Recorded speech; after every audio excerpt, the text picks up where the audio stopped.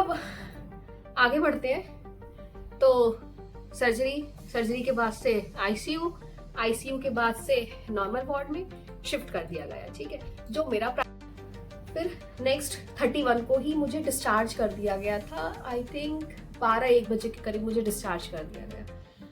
जब मुझे डिस्चार्ज कर से मैं सीधे गई अपने रूम पे जहाँ मैं रहती थी। तो वहाँ पे तो इतना केयर नहीं हो पाता, मेरी खुद की मम्मी है नहीं, तो मैं अपने पे भी भरोसा नहीं कर सकती थी कि मैं किसके भरोसे रहूँ। तो फिर यही था कि मुझे अपने ससुराल जाना था। मेरे जो ससुराल के लोग हैं वो शुरू से बहुत ज़्यादा सपोर्टिव है, शुरू से। ये नहीं कि शादी के बाद वो सारी चीज़ें थी, नहीं, शादी से पहले भी। तो ऑपरेशन डन, सब कुछ ठीक था, बिल्कुल परफेक्ट जैसा होना चाहिए था।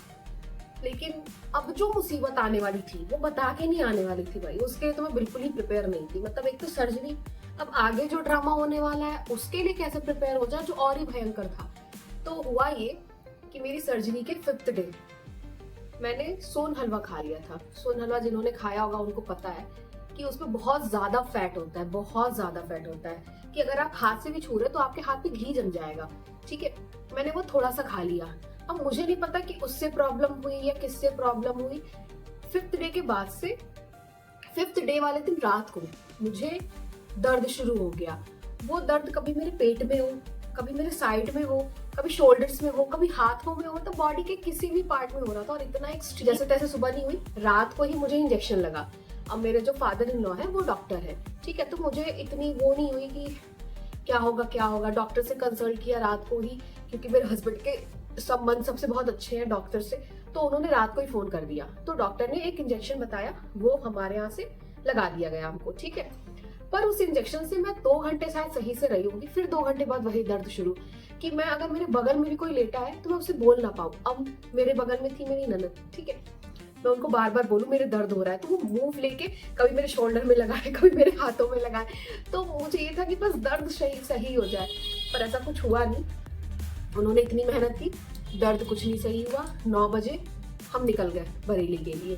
अब पूरनपुर टू बरेली आने में, and infection is very common अगर आपकी सर्जरी हुई है तो।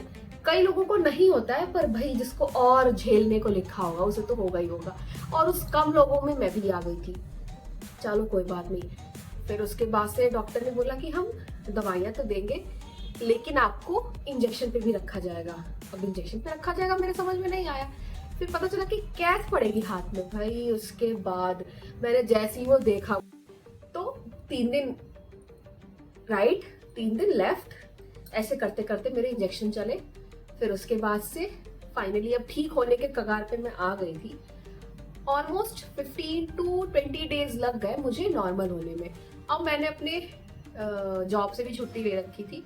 उस टाइम भी मैं टीचिंग कर रही थी, तो मैंने 20 दिन की छुट्टी, शायद 15 दिन की छुट्टी ले रखी थी। ठीक है, तो मैंने सोचा कि अब तो बेटर फील कर रहे हैं, टाइम काटना मुश्किल है, तो मैं कॉलेज ही ज्वाइन कर लेती हूँ दोबारा से। सबने बहुत मना किया कि अभी बॉडी वीक है, ये वो। फिर वही था कि टाइम, देखो जॉब वाले लोगों का टाइम, मेरे से इतने सारे क्वेश्चंस पूछे गए हैं, तो उन सारे क्वेश्चंस का मैं आंसर तो दे देती हूँ, बट एक्सप्लेन नहीं कर पाती हूँ। तो वो मैं इसके दूसरे पार्ट में करूंगी, एक एक कमेंट पढ़ के उसका एक एक आंसर अच्छे से एक्सप्लेन करूंगी आप लोगों को।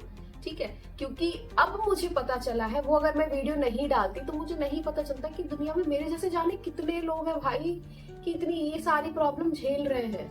तो देखो, प्रॉब्लम कितनी भी बड़ी हो, पर अगर आपके पास लोग अच्छे हैं, आप हर चीज को झेल जाओगे। मेरा तो बस ये मानना है। देखो, प्रॉब्लम तो होगी, पक्ष में मैक्सिमम सब ऐसे हैं, फोन पे समझा देना, ये करना वो करना, देखने भले कोई ना आए पर ज्ञान देने में कोई पीछे नहीं रहा। तो मुझे उनका ज्ञान नहीं चाहिए था। अगर मैं इस सारी जर्नी में सोचूं कि मैंने किससे सपोर्ट लिया, तो मेरे हस्बैंड उसमें मेन पिलर थे, जिन्होंने मुझे हर चीज से बाहर निकाला। मतलब अगर वो उस टाइम पे नहीं होते तो सर्जरी के बाद जो प्रॉब्लम हुई, पहले जो प्रॉब्लम हुई, उन सारी चीजों में मुझे कुछ नहीं समझ में आ रहा था कि मुझे क्या करना है। पर हाँ, कहते हैं ना कि आप लाइफ में किसी ना किसी ऐसे बेस्ट इंसान से ब्लेस्ड होते हो जो आपकी पूरी लाइफ सुधार देता है। तो बस आपकी माँ नहीं है, ठीक है, तो फैमिली बहुत डिस्टर्ब हो जाती है, बहुत डिसबैलेंस चलती है। ठीक है, मतलब रिश्ते थोड़े से वैसे नहीं रहते जिसमें सारे सदस्य हो घर के, उस घर के रिश्तों में, और जिस घर के सदस्य में मेन इंसान ना हो, उस फैमिली में दोनों में बहुत कंपेयर आ जाती है, बहुत सारी चीजें बदल जाती है। मैं बहुत कुछ नहीं बोल सकती, लेकिन हाँ बस मुझे इतना पता है कि अगर आपकी फैमिली में कोई मेन इंसान नहीं है तो फिर आप नहीं कह सकता कि आपके साथ क्या हो रहा है क्या नहीं हो रहा है। अगर आप प्रॉब्लम में हो तो आपके सगे को ही बहुत ज्यादा खुशी होगी कि अच्छा अब मजे आ रहे होंगे, अच्छा अब ऐसा आ रहा होगा। कि अगर आप अपनी लाइफ में कुछ अच्छा कर रहे हो ना तो अप्रिशिएट करने वाले शायद बहुत ही कम होंगे, लेकिन उस चीज को हर जगह गिराने वाले अपने ही होते हैं। अपने मतलब अपने ही होते हैं। गैरों को यार क्या मतलब है कि आप क्या कर रहे हो, क्या क्या कर लिया लाइफ में, क्या जॉब चल रही है, कैसी। तो मैं बहुत ज्यादा फैटी चीजें नहीं खा पाती हूँ, ठीक है। रात को अगर मैं मीठा खा के सोऊं तो मुझे एसिडिटी की प्रॉब्लम हो जाती है। मोस्ट ऑफ द टाइम जो एसिडिटी होती है वो चेस्ट पे एसिडिटी होती है, मतलब सीने में जलन पड़ना, ठीक है। पेट वाला तो बहुत कम ही होता है। शुरू के टाइम पे मुझे लूज मोशन की प्रॉब्लम हो जाती थी, एसिडिटी होता था तो। लेकिन अब जो प्रॉब्लम है वो हमारा वही है कि जलन पड़ना, ठीक है, भारीपन लगना, फिर घबराहट, बेचैनी, तो वो सारी चीजें तो बनी रहती है। इसलिए मैं सोचती हूँ कि कोशिश करती हूँ कि ऐसी चीजें ना खाऊं, पर वही है कभी कभी ओकेजनली या फिर मन हुआ, ठीक है। ओकेजनली तो इतना नहीं होता है, पर अपने अगर आप कुछ अच्छा एक्सपीरियंस कर रहे हैं तो भी एक्सप्लेन करिए, बताइए लोगों को। नहीं माने तो नहीं बताइए, लेकिन हाँ अगर आप कुछ इस टाइप की चीजें एक्सपीरियंस कर रहे हैं तो मेरा तो एडवाइस वही यही है कि उसको शेयर करो। आप जैसे जाने कितने लोग हैं परेशान जिनको उस चीज के बारे में पूछना है, जानना है। अब जैसे मेरे कमेंट में आज भी 1 साल हो गया, वीडियो आज भी पड़ी है, आज भी जब कमेंट आता है तो मैं सोचती हूँ कि यार ये कितना बंदा परेशान है, तो मैं उसको कमेंट में तो बता देती हूँ कि ऐसा नहीं ऐसा, पर मैं एक्सप्लेन नहीं कर पाती हूँ। तो इसलिए मैंने ये भी सोचा है कि अब मैं सेकेंड पार्ट बनाऊंगी जिसमें मैं क्वेश्चन आंसर करूंगी ही जो मेरे कमेंट में क्वेश्चंस है। और इस वीडियो की भी डिमांड बहुत पहले से मेरे पास आ रही थी कि आप बताओ कैसे हो गया, कैसे पता चला, ऐसा क्यों हुआ। तो इसलिए मुझे ये वीडियो बनानी थी। हाँ मुझे पता है कि मैं लेट हो गई, बहुत ज्यादा ही लेट हो गई, लेकिन अब मैंने बना दी है तो आपको अच्छे से ये वीडियो देखनी है। आपके घर में, आपके फ्रेंड सर्कल में कहीं भी कोई भी ऐसा है तो उसको समझाओ, क्योंकि ये कि आपके पित्त की थैली में पथरी हो गया है, उसके बाद जो चीजें थी अभी है, शादी हो गई थी मेरी उसके बाद भी, तो मुझे ऐसा कुछ नहीं लगा कि यार क्या हो गया मेरे साथ। जो मैंने उस टाइम पे सोचा उसका 1% भी अब लाइफ में नहीं है।